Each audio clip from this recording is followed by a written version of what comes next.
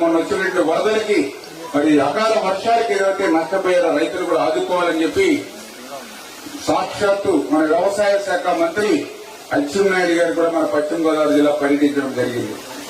అచ్చెన్నాయుడు గారితో పాటుగా ఈ ప్రకృతి విపత్తుల శాఖ కూడా హోం శాఖ ఏదైతే నిర్వహిస్తున్నారో వంగలపూడి అనిత గారు కూడా మన పశ్చిమ గోదావరి జిల్లా రావడం జరిగింది.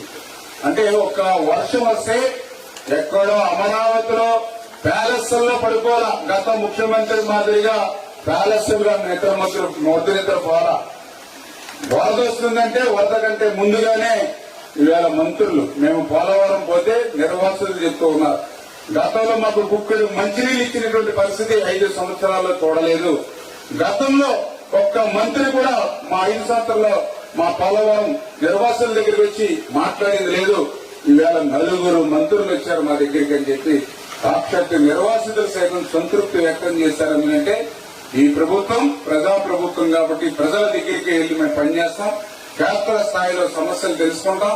అందుకే నాట్లు వేసి ఎవరైనా పంట నష్టపోతే దాన్ని నమోదు చేసి అది కూడా పారదర్శకంగా కఠినమైన నిబంధనలు లేకుండా పారదర్శకంగానే వాటిని నమోదు చేసి వాళ్ళకి ఇన్పుట్ సబ్సిడీ ఇచ్చి వాళ్ళని ఆదుకోవాలనేది ఒకటి.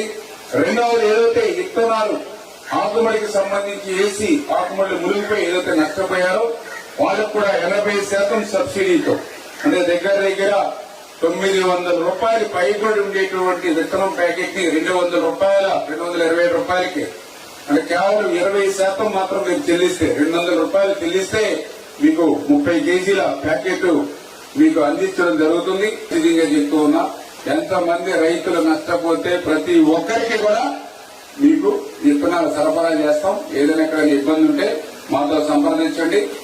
మాకు ఎన్ని కష్టాలున్నా, ప్రభుత్వం దగ్గర ఎన్ని అప్పులున్నా, ఇబ్బందులున్నా కూడా ప్రజలు ఇబ్బందులు పడడానికి వీలు లేదని చంద్రబాబు నాయుడు గారు వింటూ శాసనసభ సాక్షిగా ఆయన చెప్పడం జరిగింది.